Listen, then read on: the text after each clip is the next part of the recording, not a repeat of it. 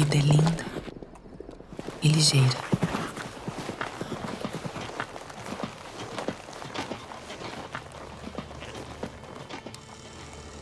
Dizem que a gente vem ao mundo para aprender a apreciar a vida, a amar incondicionalmente e a ter integridade.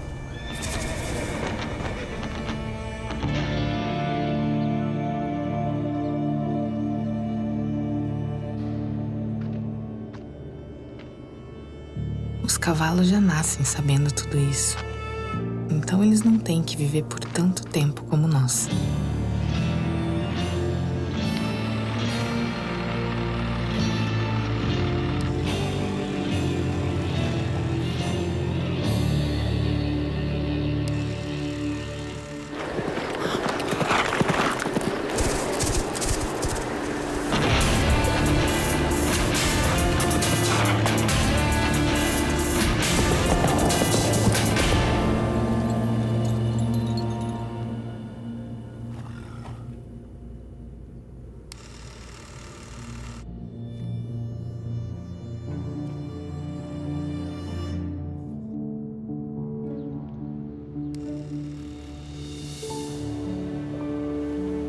Frida, você me ensinou a ser quem eu sou e me fez descobrir o que realmente importa. Você teve uma vida extraordinária.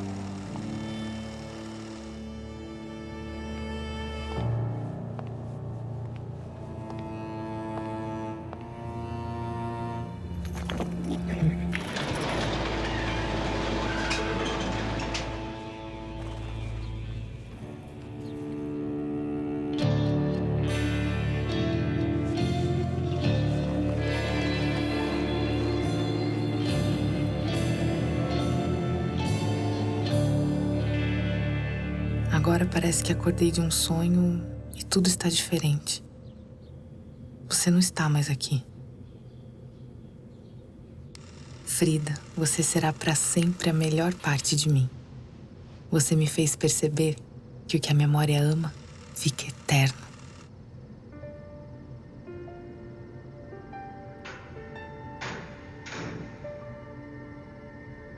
Sigo levando tudo o que me ensinou.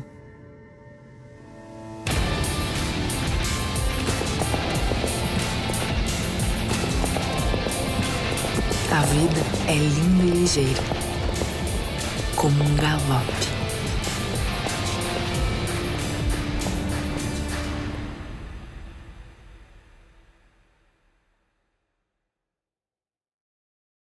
A rotina na clínica veterinária pode ser desafiadora, não é mesmo? E acabar consumindo um tempo valioso que poderia ser dedicado aos pets.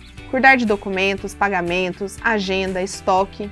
É fácil se perder com tanta coisa, né? Por isso, o VetSmart desenvolveu a solução perfeita para transformar a sua realidade, o Prontuário Pro. A ferramenta que vai facilitar a sua rotina e a gestão do seu negócio veterinário de verdade e de uma vez por todas. E por apenas R$ 49,90 por mês. Olá, pessoal. Eu sou o Júlio. Fui convidado aqui pelo pessoal da Drogavet aqui de São Paulo para falar sobre artrite séptica em equinos. Eu trabalho aqui na Universidade de São Paulo, então a gente recebe com uma certa frequência esse tipo de caso, né? Animais, né, equinos que são acometidos por esse processo infeccioso articular. Então, eu programei aqui, fiz uma programação, né, rapidamente, dar uma introduzida no assunto, falar sobre a epidemiologia, a etiologia, um pouco sobre diagnóstico, que é bastante importante, e as opções de tratamento. Então, que normalmente a gente, né, faz aqui, e o que é recomendado pela literatura, e no final a gente faz algumas considerações. Então, a artrite séptica, né, nos equinos, a gente sabe que é um problema bastante grave, né? Principalmente dependendo da fase que a gente pega esse processo. Então, quando a gente consegue pegar no inicial, né? Ou seja, por exemplo, num trauma, uma perfuração da articulação, a gente consegue tratar já imediatamente, né? É um tratamento de urgência. Então, a nossa chance de ter um resultado positivo, né? Interessante desses animais se manterem saudáveis, um nível muito próximo do que eles já exerciam da atividade é maior. Mas nos casos onde a gente demora muito para conseguir intervir, seja ele por qual for o motivo, aí o prognóstico ele já é de reservado a ruim. Então, nos equinos, a artrite séptica normalmente acomete as articulações diartrodiais. As articulações têm bastante mobilidade. A gente precisa lembrar que a articulação não é só cartilagem, né? Principalmente nessa flexão, né? Que ela tem a cápsula sinovial, né? Tem a sinóvia, tem a cápsula fibrosa, tem ligamentos que ficam muito próximos, né? Tem o osso condral, que é extremamente importante, né, na sustentação dessa cartilagem. E cito essa estrutura principalmente porque quando a gente pega aqueles casos onde a bactéria já está alojada no osso condral, né, o tratamento ele é bem mais oneroso e o resultado é pior.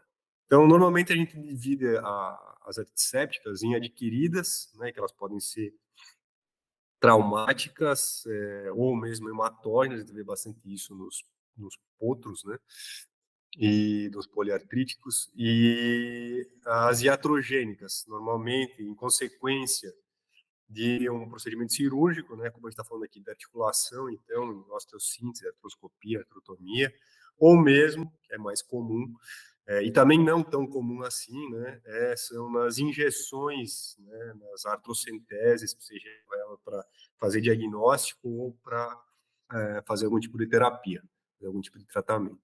Pensando aqui nas iatrogenias, né, a gente sabe que nas cirurgias ortopédicas a gente tem uma taxa de infecção, assim, nas cirurgias limpas, em torno de 8,1%. Isso nos equinos. Então, quando a gente tem uma cirurgia limpa contaminada, né, ou seja, uma fratura que está aberta ou exposta, ou que teve uma lesão importante tecidual, que já tem contaminação, então sobe para 50%. Então, a taxa varia muito. Comparativamente, quando a gente fala aqui nos cães e gatos, é muito mais baixo, 2,5%. Né? Cirurgias ortopédicas artroscópicas em humanos é muito, muito baixa. Nos equinos, há citações que falam de 0,5% a 1,5%.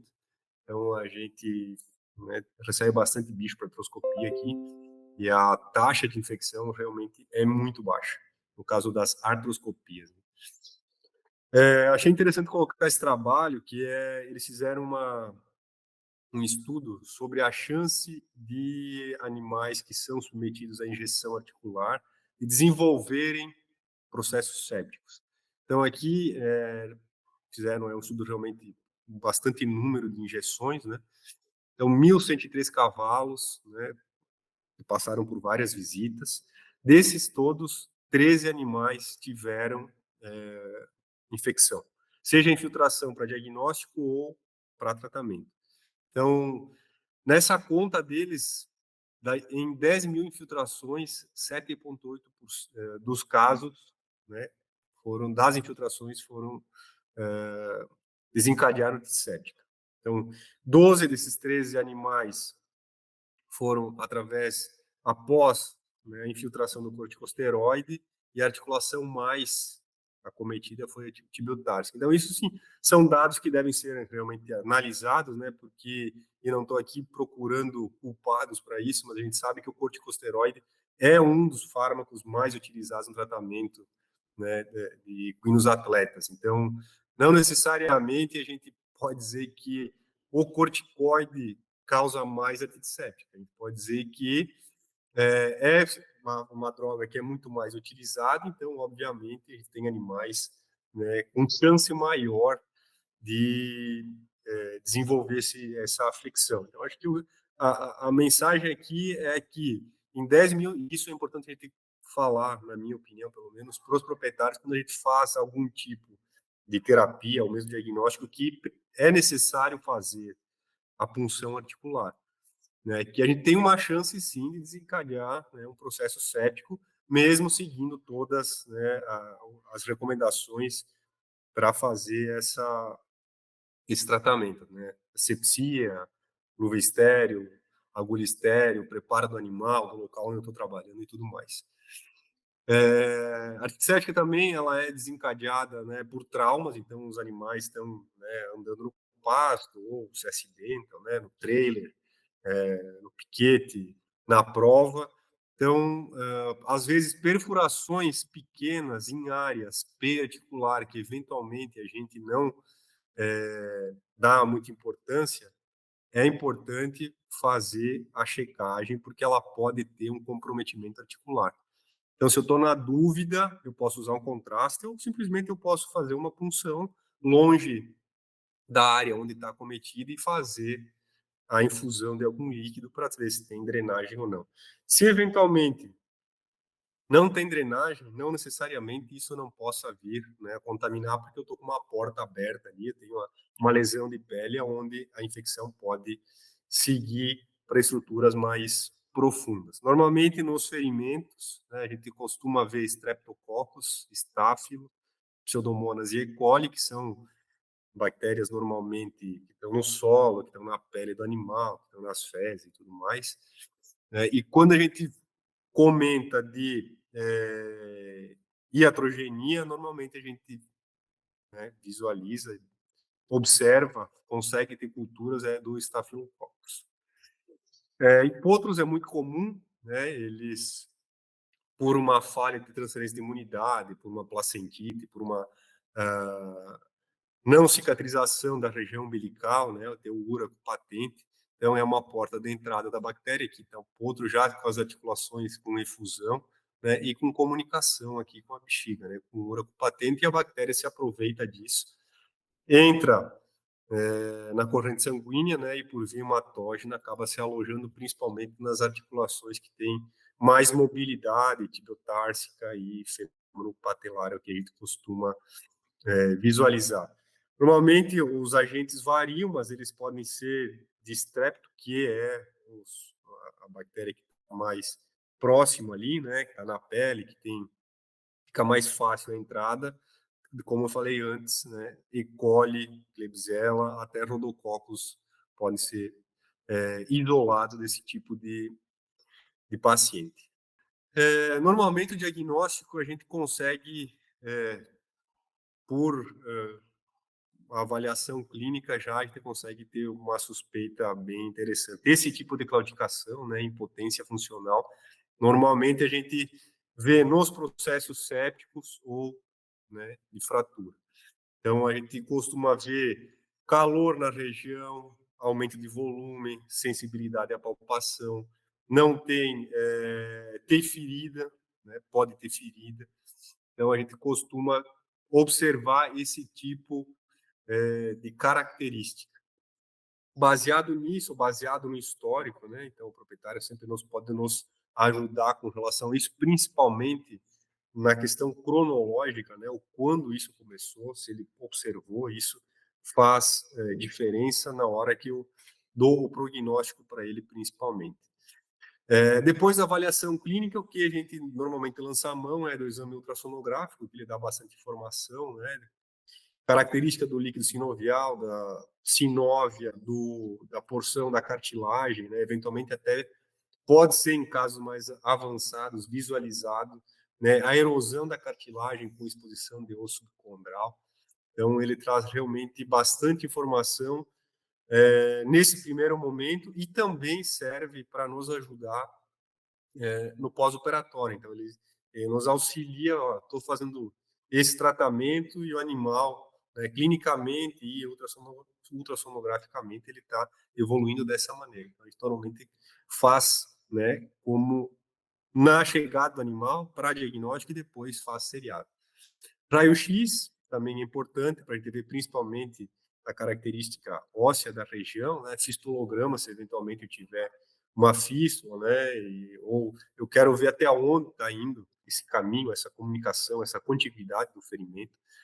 E outros exames que, às vezes, por uma questão de estrutura ou até mesmo de custo, né, mas podem ser utilizados, podem nos trazer informações interessantes com relação ao comprometimento da região, que é a ressonância magnética e a tomografia computadorizada, mas que usualmente não é feita. Então, quando a gente pensa, né, nos exames que podem nos auxiliar, aqui está um potro com poliartrite, então ele tem áreas aqui na femoropatelar de de lise, né, com aumento de tecido mole na região, a gente pode ver bastante tecido mole. Alguns casos tem presença de gás também, é possível ver pelo raio-x. A gente pode não confundir a estruturas que são de aspecto normal, né? A gente sabe que nos potros tem um pouco de irregularidade aqui nas trócleas femorais, então, na minha opinião, eu acho difícil a gente conseguir diferenciar, nesse momento, por exemplo, se isso aqui já tem algum componente séptico ou não. Normalmente a gente visualiza isso. Então, nos potros é normal. Mas a gente vê, né, lise císticas no côndilo, a gente vê aqui na epífise áreas de lise também, na fise, né, tem alterações, tecido mole bastante aumentado, né, líquido aqui no ultrassom, líquido heterogêneo, né, com espessamento aqui de cápsula. Então, são todas alterações que esses exames complementares nos ajudam, né, a fazer um diagnóstico preciso e auxiliar também no prognóstico desse animal. Depois dessa avaliação prévia, né, tanto clínica como de imagem, a gente pensa nesse ambiente que está comprometido. E para isso, como eu faço? O que é o ideal? A gente coletar material para fazer tanto a avaliação macroscópica quanto laboratorial. Então, a gente faz a punção articular, né, de maneira asséptica e consegue avaliar a viscosidade do líquido, coloração e turbidez. Isso macroscopicamente. Então, a gente sabe que o líquido normal ele tem uma viscosidade alta, pelo menos mais de 5 centímetros, né, quando a gente faz o pregueamento. A coloração normal é amarelo palha e ele não é turvo. Quando tem processos inflamatórios ou mesmo sépticos, eles podem variar de amarelo ocre, né, um amarelo mais escuro, até avermelhado por causa da migração de hemácias e de células, de neutrófilos principalmente, viscosidade muito baixa, e normalmente, se é um processo que está muito avançado, a gente consegue ver, né, ou uma articulação que está muito comprometida, grumos, né, de proteína, de mucina, ou mesmo de fibrina, pela aspiração mesmo por agulha. A gente manda sempre esse material para o laboratório para avaliação do líquido, né? Para avaliação celular, proteína e para cultura também.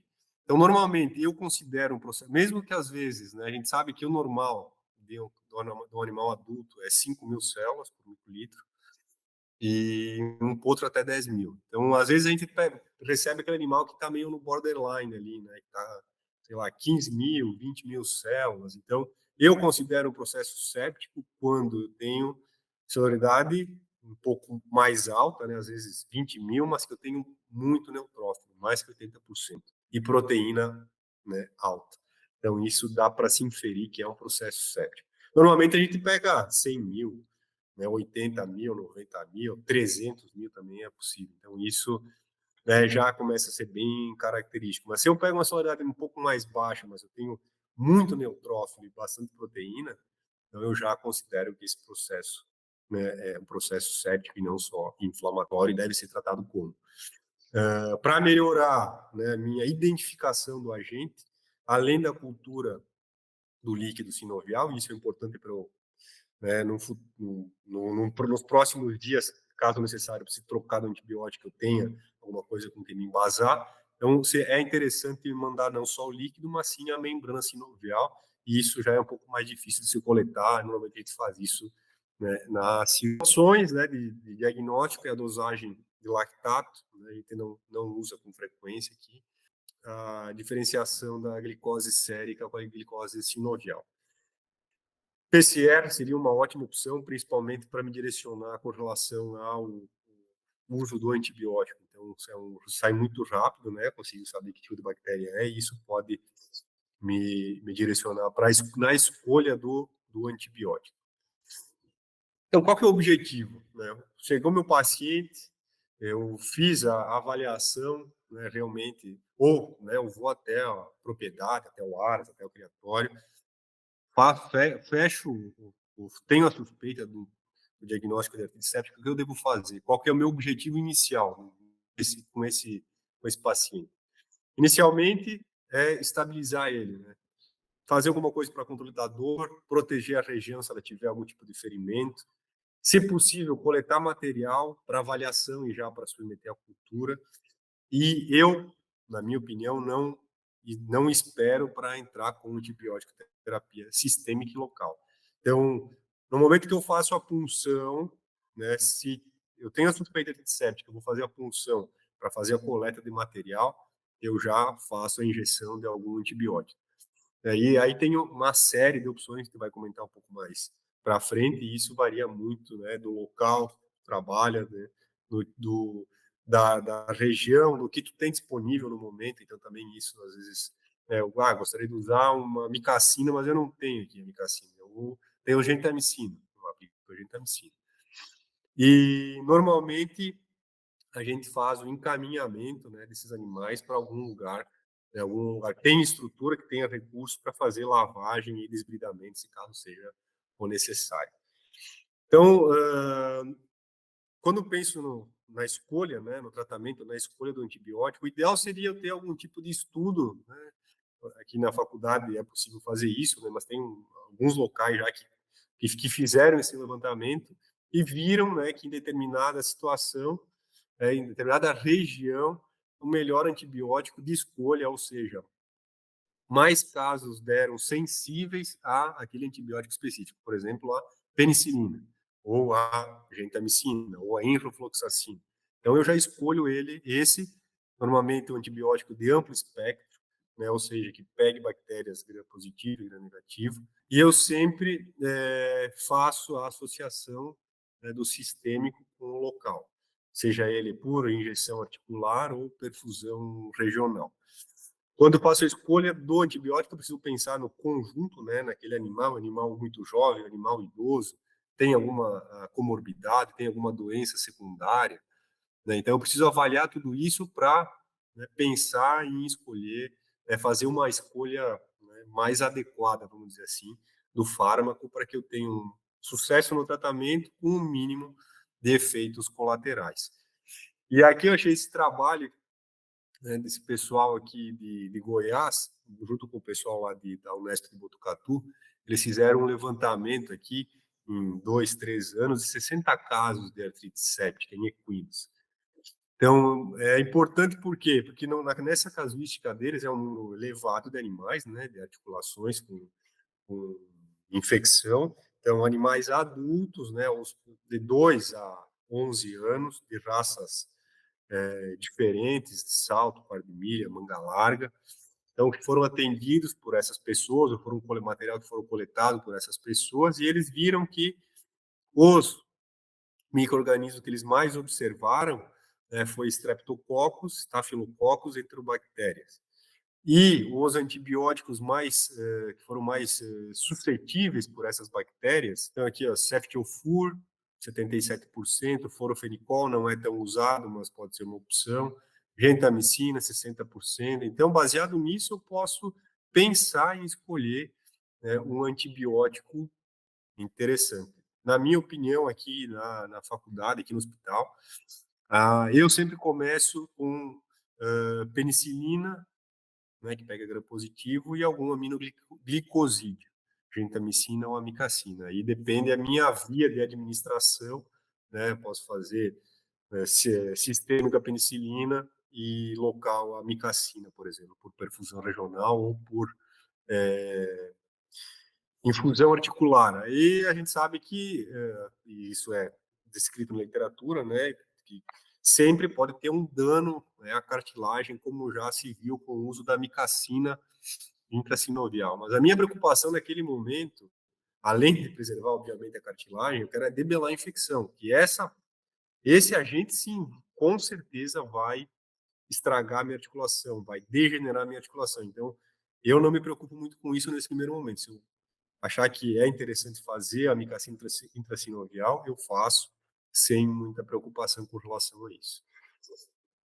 Então, a gente sempre precisa pensar no nosso paciente. A gente sabe que os potros, eles têm uma concentração de água maior que os adultos, ou seja, então aqueles fármacos que se disseminam pela água, eles acabam tendo uma efetividade menor no tecido-alvo. Então, nos potros, baseado nesse artigo aqui, a gente pode usar até 12 miligramas, né, quilo, que é o dobro da dose, normalmente a gente usa num cavalo adulto, então, com um intervalo maior. Então, quando eu opto por usar gentamicina, isso é uma, né, singularidade dos neonatos, né? Então, é importante frisar isso. Então, a gente deve usar uma dose maior com, né, um tempo de administração também maior, porque a metabolização não é a mesma do que um cavalo adulto, não está tão pronto.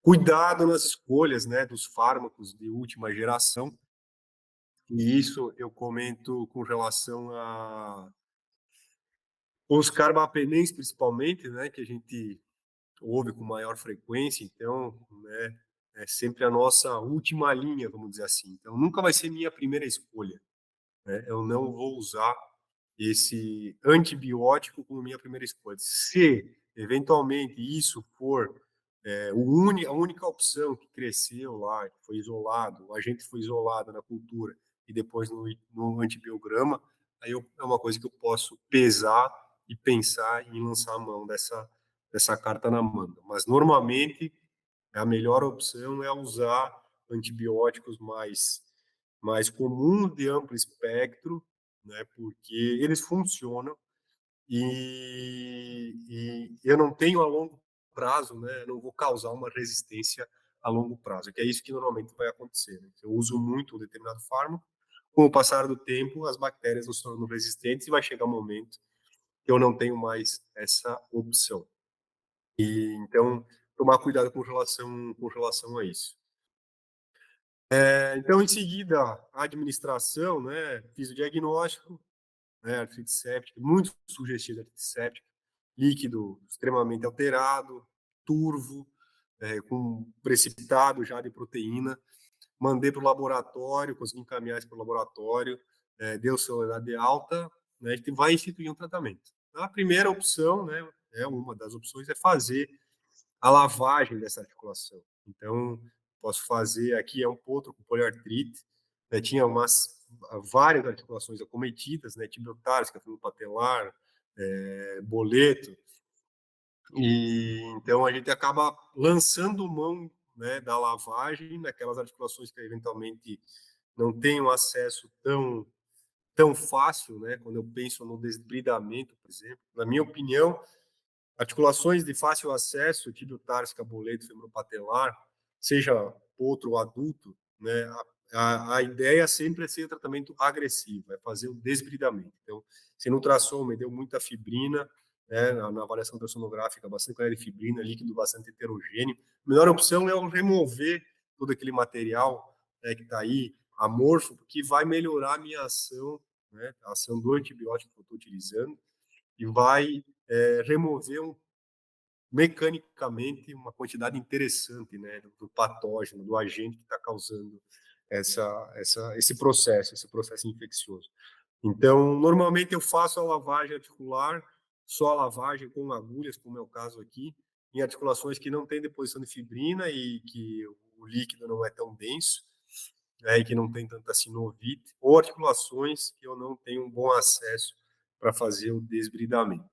Senão, eu sempre penso em fazer a limpeza da região, né, via artroscopia, e a lavagem com grandes volumes, que é o que realmente dá bastante resultado. Então, aqui o animal, né, também várias articulações acometidas, né, duas tibiotársicas, tem uma patela e tem a bursa aqui do bicipital. Então, normalmente a gente entra para o artroscópio, faz a lavagem, a limpeza, a remoção, né, do que é possível de fibrina. Então, áreas bastante avermelhadas, com bastante deposição de proteína. Entra com a pinça, faz a remoção, né, inicialmente a remoção desse conteúdo. E, num segundo momento, a gente entra com o shaver, que é uma lâmina motorizada e que auxilia na sucção, né, ou na saída do líquido que a gente usa para fazer a lavagem, e também faz, né, o desbridamento motorizado. O único detalhe importante é que o shaver, normalmente, quando a gente pega na sinóvia, acaba sangrando um pouco mais. Então, na minha opinião, eu sempre deixo isso um pouco para o final. Normalmente, nas lavagens, a gente usa, eu acho interessante usar o zinco lactato, mas pode ser utilizado também em solução fisiológica, se tiver à disposição. E no final, a gente faz a solução ozonizada, ou faz o soro ozonizado, né, a solução fisiológica, o Ringer, e aí eu tenho aqui uma equipe que pesquisa isso, e eles que normalmente fazem a instituição da concentração, se faz na solução fisiológica, se faz no gin lactato, que daí tem diferença, se faz a lavagem com o soro ozonizado e depois faz o gás no final. Então, isso depende muito da característica de cada caso, né? E eles nos auxiliam bastante com relação a isso. Esses animais, normalmente, eles precisam de mais de uma lavada, né? De uma lavagem, né? Articular. Então, porque isso acaba depositando depois, de novo. Então, num primeiro momento, na minha opinião, o ideal é fazer a lavagem com desbridamento e depois eu posso fazer a lavagem com agulha, mas eventualmente, se necessário, né, fazer a lavagem com cânula artroscópica, né, com shaver e tudo mais. Aquele mesmo animal, né, 20 dias depois, após antibiótico terapia, ozonioterapia, 3 lavagens, né, uma por artroscopia, outras 2 com agulha, resultado do líquido antes dele ir embora e da clínica, que é o que nos interessa bastante. Aqui tem um outro caso, esse é um caso um pouco mais antigo, né, que a gente fez a utilização do shaver. Então, nesses casos onde tem muita necrose, tem muito tecido inflamado, nem para entender muito bem o que é aqui, é a tróclea, né, do talos, né, onde deveria ter cartilagem recobrindo essa região. Então, completamente comprometida já, com erosão profunda, difusa, sinovite, um monte de partículas, né, no sobrenadante. Então, realmente é um caso bastante avançado, né, que mesmo fazendo um desbridamento longo, né, ele dificilmente vai ser efetivo o suficiente, né, para debelar essa infecção nesse primeiro momento. Então, isso, né, são aqueles casos mais avançados, né, para ver a diferença, né, de abordagem, né, e de característica desses casos se a gente pega ele já passado algum tempo de acometimento. Outro caso, também fazendo desbridamento de artroscopia, bastante fibrina, proteína, mucina normalmente a gente vê ela, né, envolta na sinóvia. O ideal é que nessas articulações que tem vários compartimentos, acessar em todos eles, dorsal e plantar, dorsal e palmar. Às vezes a gente faz a abordagem numa janela da articulação, mas a outra está completamente comprometida, então é interessante, né, fazer. E aproveitando já que esses animais estão anestesiados, a gente já faz o uso do antibiótico terapia local, além do sistema. Alguns casos onde, né, são um pouco fora da curva, né? Então esse bicho teve um trauma, né, já tinha bastante reação. Quando a gente olha aqui na região da troca, a gente vê um material com uma densidade um pouco diferente, né? E na verdade era um metal, estava cravado ali na tróclea lateral. Então a articulação, né, tinha cartilagem ainda, já com formação de panos, já avermelhada e tudo mais, acabou que evoluiu de uma maneira interessante. Alguns casos mais avançados, né, a gente pode lançar mão de fazer uma mini artrotomia, né, fazer uma punção e deixar aberto. Então, é uma opção. Na medicina, eles fazem com uma certa frequência isso. Eu acho interessante em regiões onde a gente consegue proteger isso, né, através de bandagem estéreo, e que eu consiga manter isso protegido do contato com o ambiente, porque é uma entrada, né, é uma porta de entrada, então facilita, porque eu consigo fazer lavagem pós-operatória, eu consigo injetar eventualmente gás, né, fazer ozônio, fazer soro de uma maneira muito mais fácil do que com agulha. Os animais eles suportam muito mais. mas eu preciso trabalhar com essa região da maneira mais asséptica possível. Preparar o lugar onde eu vou abrir esse curativo, né, que esteja limpo. Normalmente a pessoa que vai mexer usa livro estéreo, o membro é preparado, é limpo, então isso faz bastante diferença. E tem, né, a opção, até nesse momento, de entrar com a pinça, né, de eu fazer uma anestesia injetável, botar esse animal em decúbito e fazer um desbridamento pelos hospitais que já estão abertos, ou até mesmo com uma boa sedação, um bloqueio local, eu consigo fazer isso sequencialmente, né, no pós-operatório, né, na sequência do tratamento. Né. Falando um pouquinho do antibiótico, então, as injeções sinoviais, normalmente a gente faz a cada 24 horas, né, então faz a preparação, a punção, eu posso coletar esse líquido e mandar para o laboratório para ter o controle de como está evoluindo esse tratamento, ou seja, eu estou fazendo antibiótico e realmente está decrescendo a celeridade local, então isso pode ser um ponto positivo. Normalmente a gente faz várias aplicações, né, e eu preciso pensar se eu tenho, em que característica que está esse processo séptico, se eu tenho já as estruturas circunjacentes comprometidas, então é melhor eu fazer a escolha de entrega do antibiótico que pegue a região mais ampla. Eu posso pensar, por exemplo, se eu tenho osso subcondral, se eu tenho físis comprometidos, eu posso pensar em fazer antibiótico por perfusão regional, que pode ser intravenosa ou intraóssea, né? É muito mais fácil fazer intravenosa. Então, normalmente, a entrega desse antibiótico nesse tipo de tratamento, de manobra, ela aumenta de 25 a 100 vezes a concentração. Isso é muito interessante para aqueles antibióticos que são concentração dependente, como os aminoglicosídeos.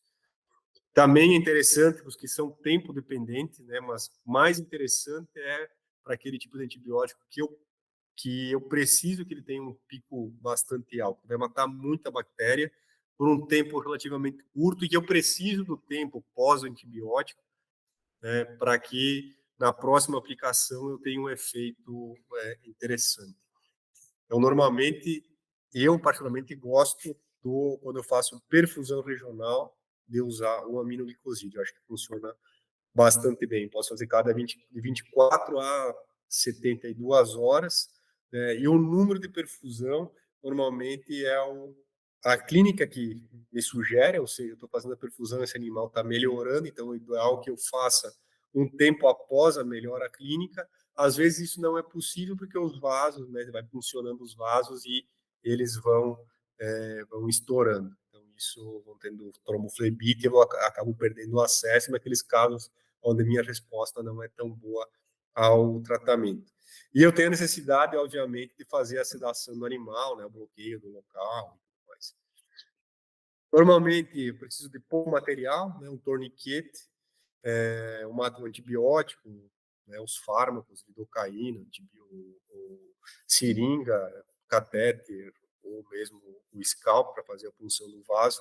Eu acho legal aquelas fitas de fisioterapia, que elas são elásticas, então tem aquelas de 6 a 10 centímetros, acho que elas fazem um torniquete bem interessante, sem machucar tanto a região, mas é possível fazer, apesar de não ser tão efetivo quanto, né, com as borrachas, as tripas de mico, as borrachas de soro, que é uma opção bem barata. A quantificação, né, de quanto eu aperto, ela só é possível com esse tipo de equipamento.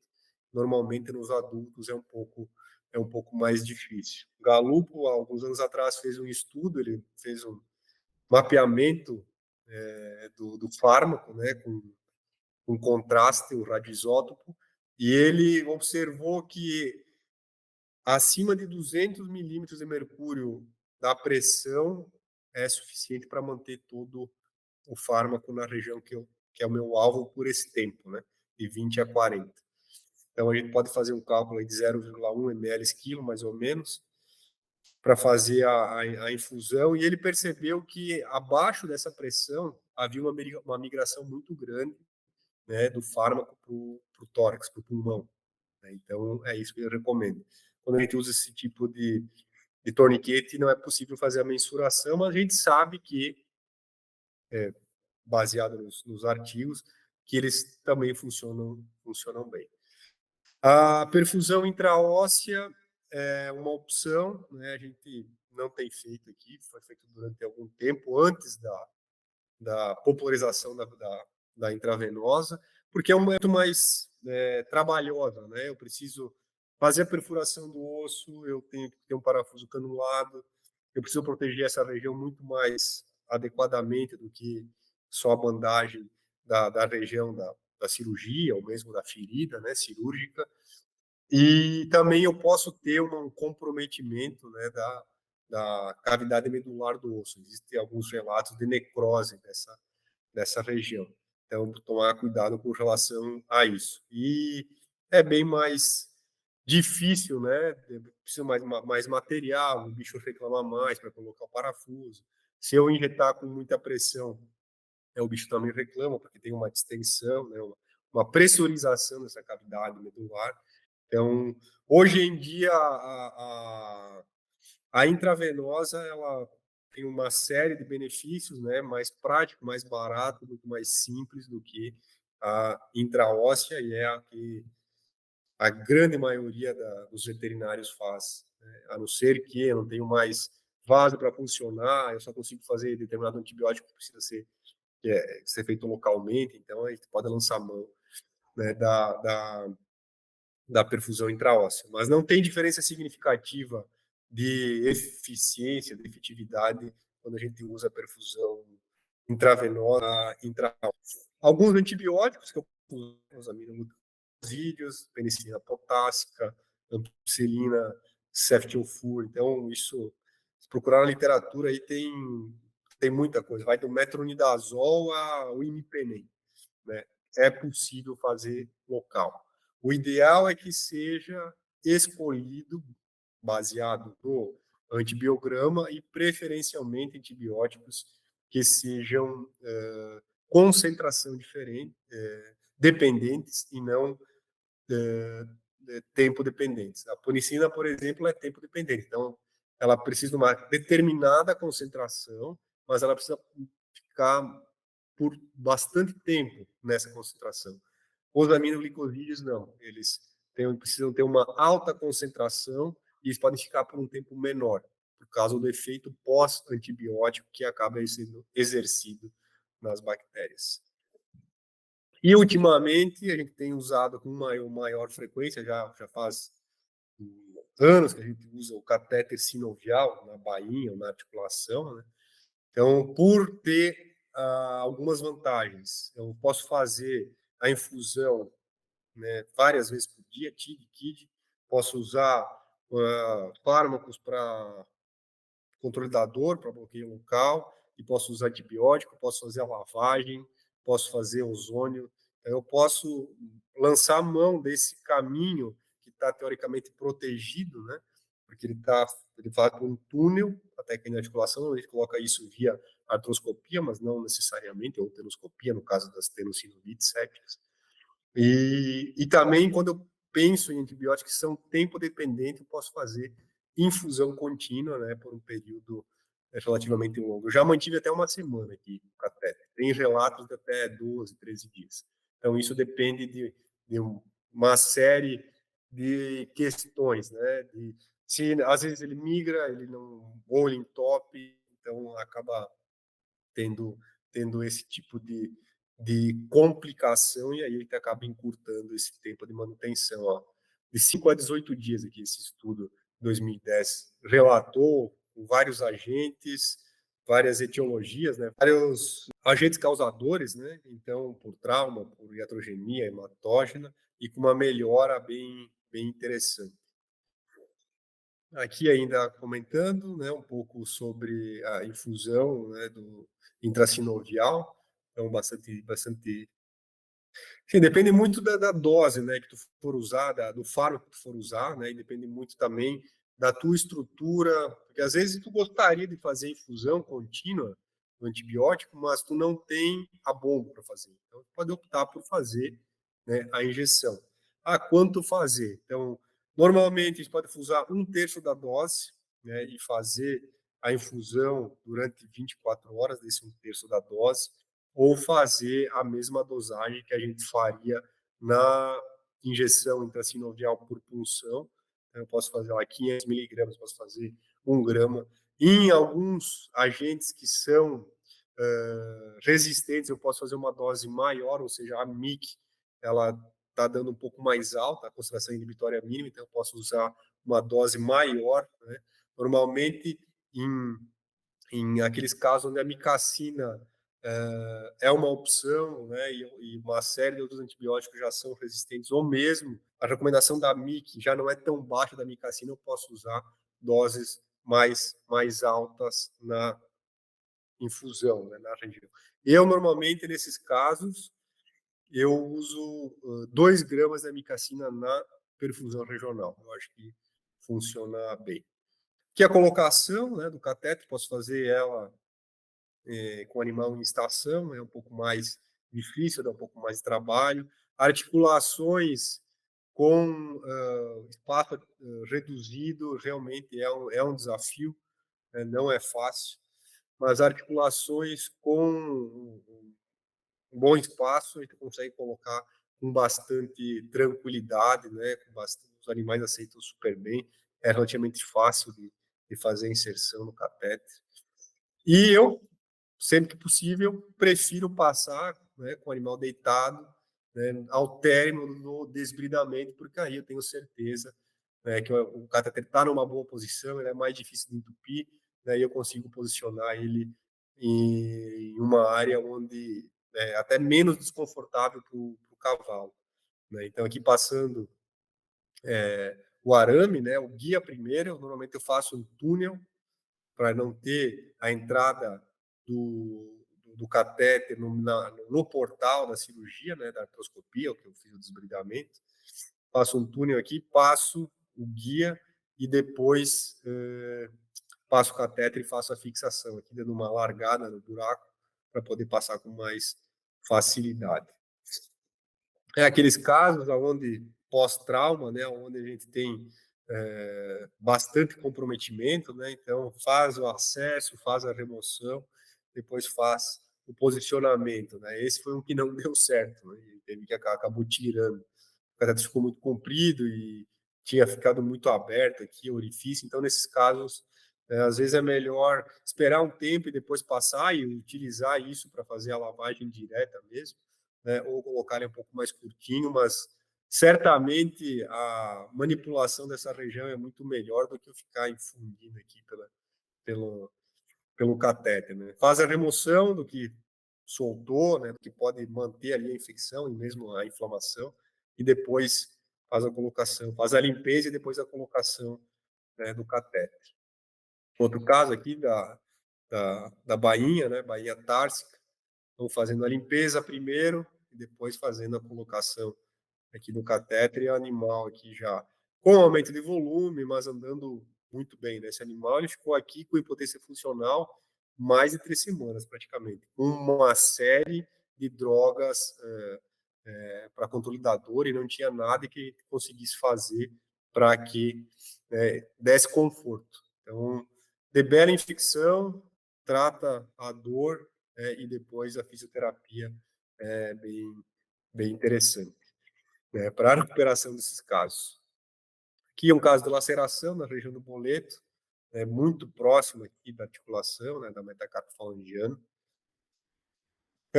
Acabei colocando na mesa para fazer a limpeza, né, e a reconstrução, então vê que tem bastante sinovite, mas ainda está preservada a cartilagem, né, esse animal veio bem recente, tem umas lesões, está mais avermelhado, né, mas a cartilagem aqui ainda tá bem interessante, né, tá com uma camada bem, não tem erosão superficial, muito pouco, né, alguma coisa focal ali. O que mais chama atenção é a sinovite, né, com um pouco de fibrina.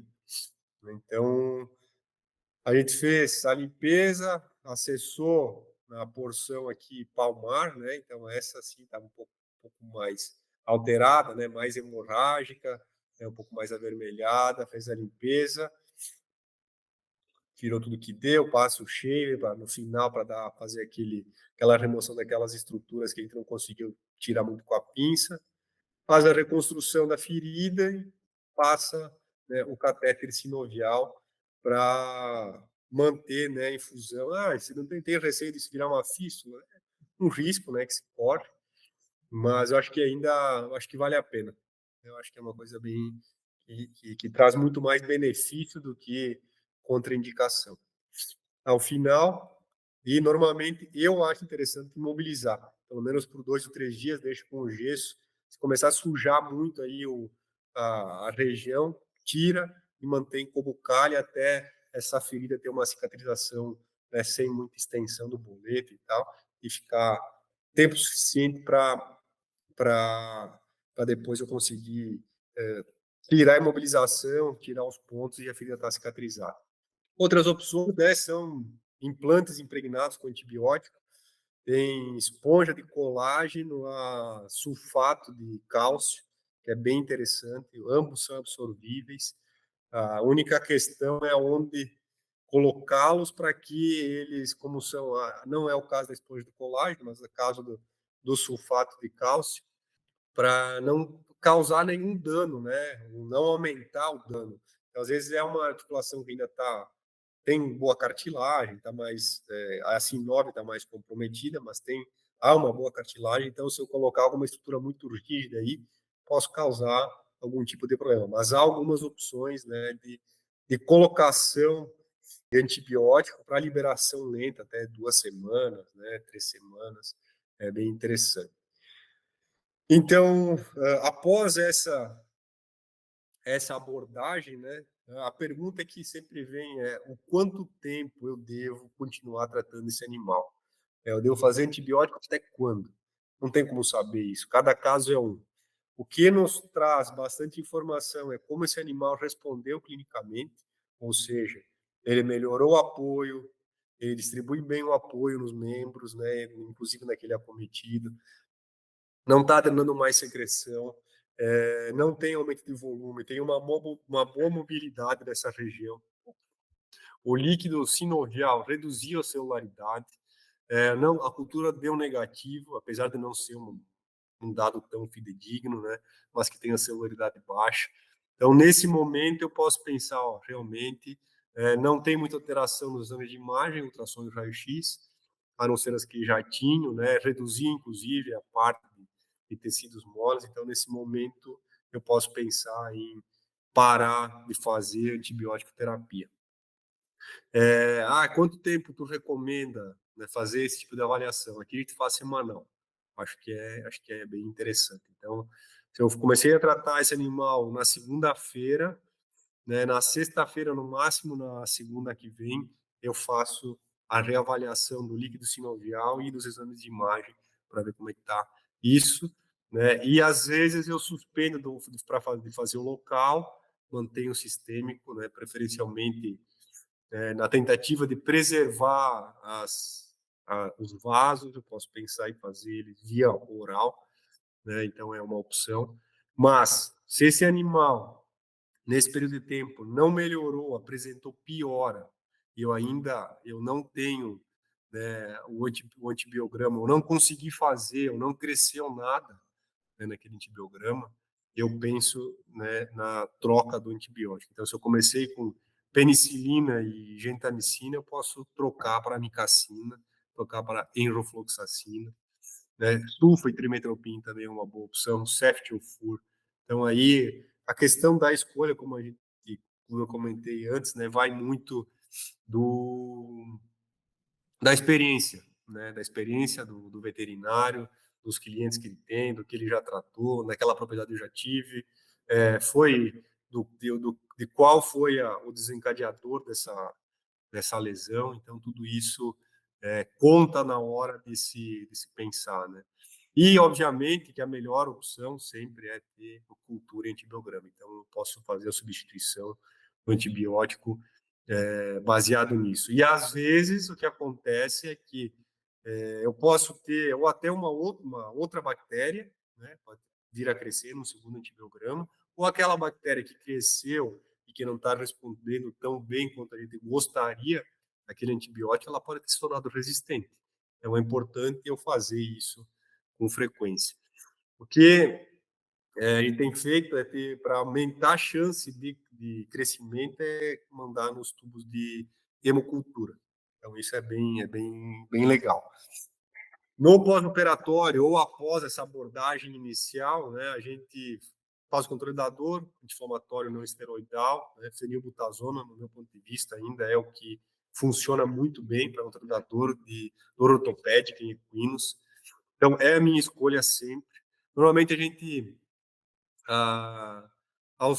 associa opioides, né, morfina intramuscular, ou até mesmo intraarticular, é possível fazer, ela tem um efeito mais ou menos umas 18 horas intraarticular, ajuda a diminuir a inflamação, inclusive, né, mas normalmente a gente faz ela sistêmica, intramuscular, ou via catéter epidural, é bem interessante. Bloqueio local é legal, principalmente se eu tenho catéter intrasinovial, né, eu posso adicionar ropivacaína, ou até fazer, no caso do membro torácico, né, a colocação aqui, teve uma tese de uma doutoranda aqui da Tereza, que ela fez desenvolveu aqui a colocação do catéter perineural para administração por infusão contínua de lidocaína ou de ropivacaína.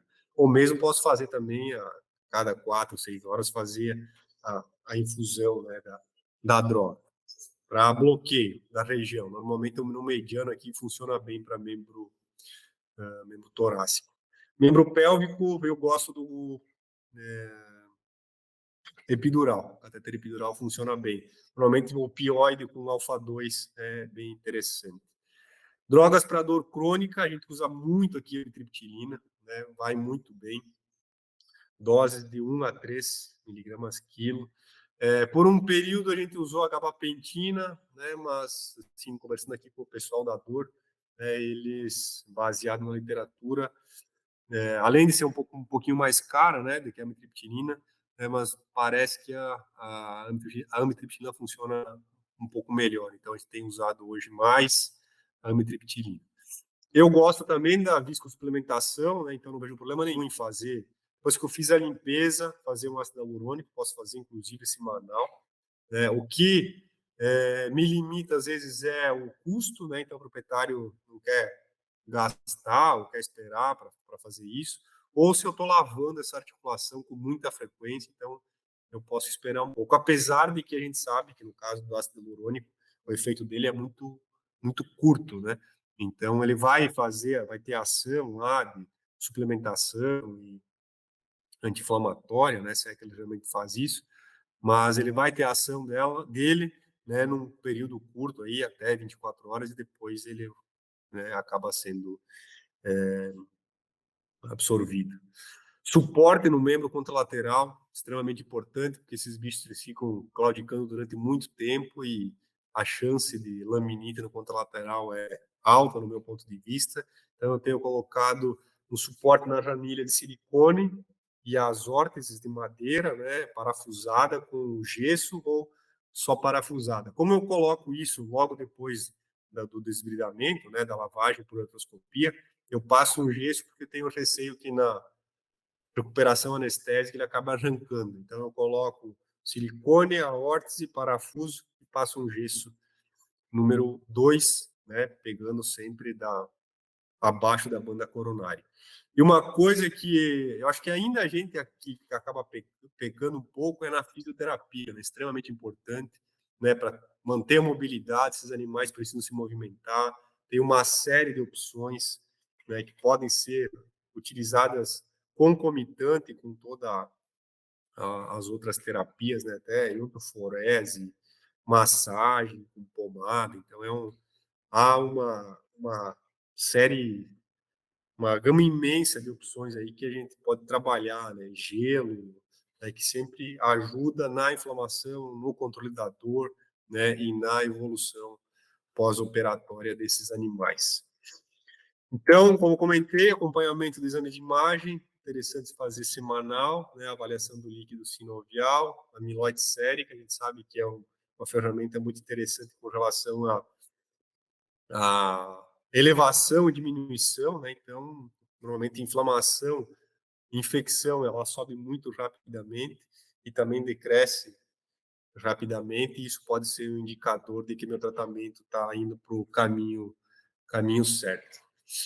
E eu queria deixar aqui como mensagem, sim, acho que é importante eu fazer um diagnóstico apurado, né, de quais estruturas estão acometidas, para eu fornecer, né, um prognóstico para esse proprietário, né, desse animal. Olha, na minha opinião, esse cavalo tem uma, por ser recente, não ter lesão aparentemente óssea nem ligamentar, então, né, e nem cartilagínea, acho que tem uma chance razoável, boa ou ruim, né, dele responder ao tratamento e voltar à função, ou se já tem lesão do osso condral, tem lesão de lise, cística e tal, e isso acaba comprometendo a ação dos nossos fármacos, né, a ação no local onde está infiltrada, né, está protegida, vamos dizer assim, a bactéria. Então isso normalmente a longo prazo, né, vai causar